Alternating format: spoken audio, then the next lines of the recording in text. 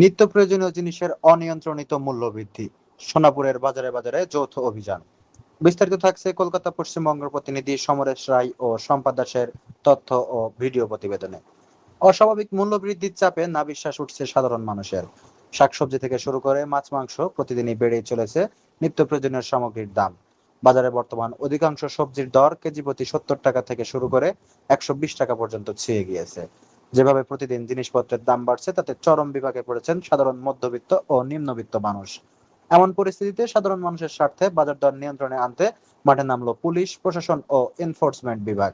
আজ 4 আগস্ট মঙ্গলবার সকাল থেকেই সোনাপুর উত্তর ও দক্ষিণ বিধানসভা এলাকার অন্তর্গত গড়িয়া এবং রাজপুর সোনাপুরের বিভিন্ন বাজারে এক বিশেষ পরিদর্শনের পাশাপাশি অভিযান চালানো হয়।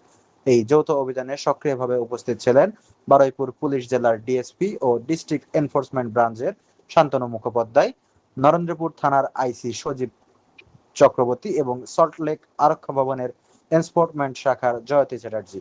তাদের সাথে স্থানীয় পুর প্রতিনিধি ও জনপ্রতিনিধিরাও এই যৌথ উদ্যোগে সামিল হন। অভিযান চলাকালীন আধিকারিকেরা বাজারে বিভিন্ন দোকান ও স্টলে গিয়ে সবজি, ফল, মুদিখানার সামগ্রী, মাছ ও মাংস সহ সমস্ত নিত্য প্রয়োজনীয় খাদ্য সামগ্রীর বর্তমান মূল্য এবং বিক্রির পরিস্থিতি খতিয়ে দেখেন। একই সাথে সরকারি নির্দেশিকা মেনে সঠিক দামে পণ্য বিক্রির জন্য ব্যবসায়ীদের উদ্দেশ্যে বিশেষ সতর্ক বার্তা দেওয়া হয়। অসাধু উপায়ে অতিরিক্ত দাম আদায় বা মূল্য বৃদ্ধি করলে কঠোর ব্যবস্থা নেওয়া হবে বলেও জানানো হয়। সাধারণ মানুষকে স্বস্তি দিতে প্রশাসনের পক্ষ থেকে এই ধরনের নজরদারি আগামী দিনেও অব্যাহত থাকবে। নিউজ ডেস্ক, দৈনিক ইনসাফের চোখ।